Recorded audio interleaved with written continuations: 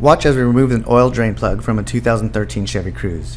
Notice how the oil quickly transitions from clear to murky until it looks almost like a chocolate milkshake. Right there. That's not good. What happened was the head gasket failed, allowing the oil and coolant to mix, contaminating the oil and causing the car to overheat and break down. This was completely preventable. First, if the customer had noticed the warnings on their car's display, it would have alerted them to possible gas, coolant, or electrical issues that could lead to a breakdown. In this case, it was an overheating issue. Second, and most important, is adhering to a proper preventative maintenance schedule. If you want to avoid a breakdown, transmission, power steering, brake, differential, and coolant are fluids that should be changed every 30,000 miles, especially in our hot desert climate. Be sure to keep an eye on your vehicle's gauges and warning lights. They're there for a reason. Most importantly, preventative maintenance is key.